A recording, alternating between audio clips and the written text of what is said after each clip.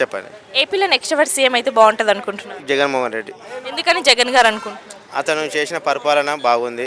Plus ఇంతకుముందు వాళ్ళ నాన్న చేసి వైఎస్ రాజశేఖర్ కాంగ్రెస్లో ఉన్నప్పుడు ఆయన చేసిన పేదల కోసం చేసిన దానికి, ప్లస్ అతను కూడా ఇప్పుడు పేదల కోసం చేసుడు, ప్లస్ చదువుకునే విద్యార్థుల కోసం దానికోసం పరిపాలన బాగుంది కాబట్టి ఆయనే సీఎం. ఓకే, ఈ 5 సంవత్సరాలు మీకు ఎలా అనిపించింది? బాగుందండి. ఏం నచ్చింది ఎక్కువగా? ఆయన చేసే మెయిన్ చదువుకునే విద్యార్థుల కోసం బాగా చేసిండు. ప్లస్ లేని వాళ్ళకి ఇల్లులు ఇచ్చుడు. ఇంకోటి ఏంది, మన డబ్బులు ఇంటికి డైరెక్ట్ తీసుకొచ్చుడు. అంతకుముందు అంటే ఆడిపోయి మనం పోయి లైన్లో నిలబడడు, ఇప్పుడు ఇంటింటికి వచ్చి తీసుకొచ్చి ఇచ్చుడు, అది బాగుంది. సో అంటే జగన్ గారు వచ్చాక విద్యారంగం వైద్య రంగం ఎక్కువ ఇంప్రూవ్ అయింది, డెవలప్ చేశారు అంటున్నారు కదా, నిజమే అంటారు? నిజమేనండి అది. ఏ విధంగా అనిపిస్తుంది మీకు అలా? వైద్యం కూడా ఇంటికి ఇప్పుడు మళ్ళీ ఒకటి పెట్టిండు, ఇంటికి వచ్చి వాళ్ళు డైరెక్ట్ వైద్యం చేస్తారు. మనం గవర్నమెంట్ హాస్పిటల్ పోయినా కూడా ఒకప్పుడు పట్టించుకుంటారు కాదు, అప్పుడు ఇప్పుడు బాగా పట్టించుకుంటారు, ఇంటికి వచ్చి చేసిపోతున్నారు. దానివల్ల బాగుంది. ఈ సచివాలయ వాలంటీర్ వ్యవస్థ ద్వారా సర్వీస్ ఎలా ఉందంటారు? బాగుందండి సర్వీసు. అందరు చేస్తున్నారు. అందరు చేస్తున్నారండి. సో అంటే ఆరోగ్యశ్రీపై కూడా 25 లక్షలు చేశారు కదా, అదే 5 లక్షలు కాకపోయినా ఇంకా పెంచుతాడు, నెక్స్ట్ కూడా 100% పెంచుతాడు అది. ఓకే అండి. సో అంటే జగన్ గారి పాలనలో బెస్ట్ అంటే ఏమంటారు మీరు? బెస్ట్ అంటే విద్య, విద్య ఒకటి, ఆరోగ్యం ఒకటి. సో ఈ నవరత్నాలు ఉన్నాయి కదా, అవి ఎలా ఉన్నాయండి? నవరత్నాలు బాగానే ఉంటాయి, పర్లేదు. సో అంటే జగన్ గారు సింగిల్గా వస్తున్నారు కదా, మిగతా పార్టీలు అన్నీ కలిసి వస్తున్నాయి, అది ఎలా అనిపిస్తుంది? సింగల్గా వస్తుందండి, నలుగురితో రాదు. అది అంతే.